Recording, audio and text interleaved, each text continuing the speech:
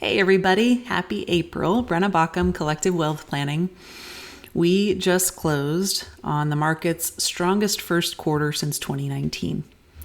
And now we are welcoming a new quarter of unknowns, a new season of possibilities, and a new presidential election, despite the fact it might not feel that way. And whenever it's an election year, this wonderful chart from Dimensional Fund Advisors starts to circulate, and I just saw it recently and wanted to share it with you.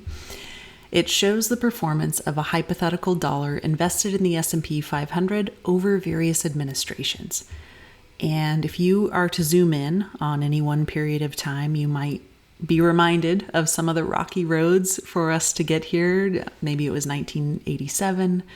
Maybe it was 2001 or 2008-9, or maybe even the quick dip in 2020 during the pandemic. So what it reminds us is that no matter who is in the White House, the markets go up and they go down, but over the long term, they tend to go up. So the key takeaway for us here is to keep our eyes on the big picture despite the runoffs and the Super Tuesdays and the other election year focuses. Some other resources to share with you this time around. To watch, I encourage you to check out this quick video on how to set up your smartphone and the medical ID feature that it has. So you might already have some of this set up with your emergency contact, or maybe if you have diabetes or something like that, you have that information in there.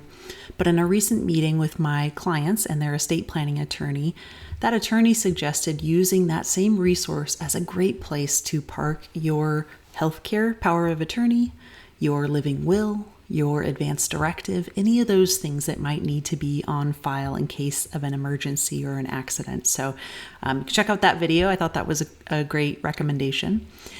To listen, I am sharing a podcast from one of my favorite money psychologists, Dr. Daniel Crosby.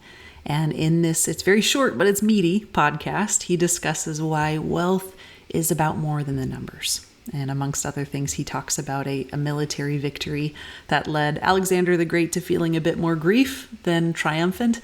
And he also talks about the 5 regrets of the dying. So again, meaty podcast that will leave you thinking. On the heels of Women's History Month, I am proud to share an article I contributed to for Bold Journey, and it highlights a little bit about my personal journey through financial services and the gender gap that we are experiencing in this industry, some of the lessons learned, so you can check that out.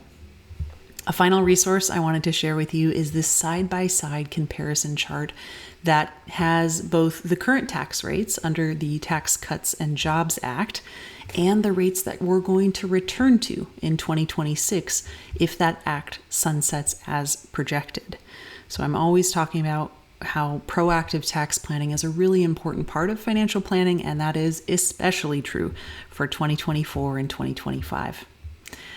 All right, I think I've given you enough for this month, so I'm just going to send you off with a lot of love and a lot of sunshine, which is out beautiful today as we make our way into spring. As always, don't hesitate to reach out if there's anything I can do to serve as a resource for you on your financial journey. Stay well.